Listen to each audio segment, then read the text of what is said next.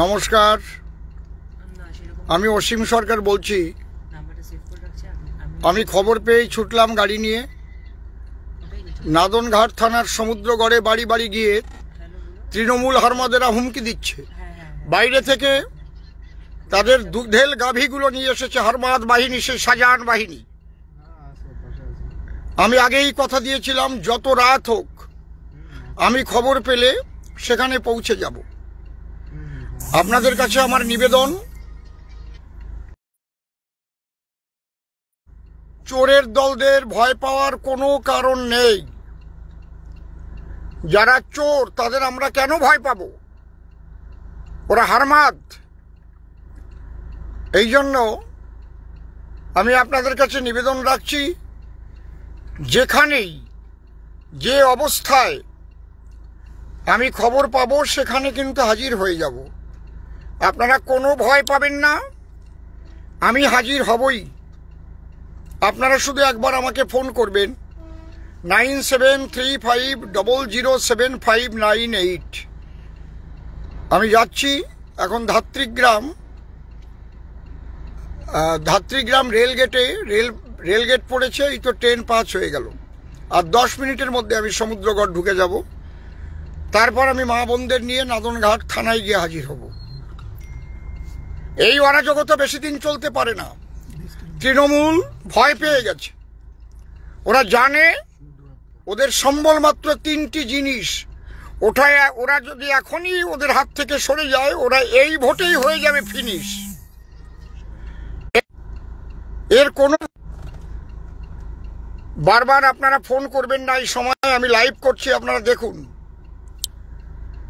আপনারা ফোন করে এখন ডিস্টার্ব করবেন না। আজকে বাংলার যে পরিস্থিতি, 3টে জিনিস। এক হচ্ছে ওদের হারমাদ বাহিনী, আর এক হচ্ছে মাননীয় মুখ্যমন্ত্রী সহ ওদের দলের সব নেতাদের মিথ্যা প্রবঞ্চনা। এই দুটো জিনিস হচ্ছে ওদের মেইন। আর একটা হচ্ছে কিছু চটি চাটা পুলিশ। এই 3টে জিনিস যদি ওদের কাছ থেকে সরে যায়, এই ভোটেই তৃণমূল বাংলা থেকে ভ্যানিশ হয়ে যাবে। বাড়ি বাড়ি গিয়ে হারমাদের দল নিয়ে হুমকি দেওয়া হচ্ছে। বলছে সন্দেশখালি দেখনি, ভোট দিতে যাবে তো সন্দেশখালির মতো করে দেব। বাইরে থেকে হারমাদ বাহিনী নিয়ে এসেছে। ওখানকার স্বপন দেবনাথ, উনি তৃণমূলের মন্ত্রী। শুধু ষড়যন্ত্র করা আর মানুষকে এইভাবে ভয় দেখানো, খুন খারাপি এইগুলো করা, রাহাজানি এইগুলো করাই কি একজন মন্ত্রীর কর্তব্য? আমি পুলিশ প্রশাসনকে বলছি, মাননীয় ইলেকশন কমিশনারকেও বলছি, আপনারা লক্ষ্য করুন। আমি লাইভে আসতে বাধ্য হলাম, গাড়ির মধ্যে বসে আমি কথাগুলো বলছি। পূর্ব বর্ধমানের সমস্ত শান্তিপ্রিয় জনগণের কাছে বলছি, আপনারা শান্তি রক্ষা করুন এবং শান্তিতে যেন ভোট হয়, এটাই আমার কামনা। আজ সারা রাত আমি ঘুরবো, যেখানেই আমি খবর পাবো সেখানেই আমি চলে যাব।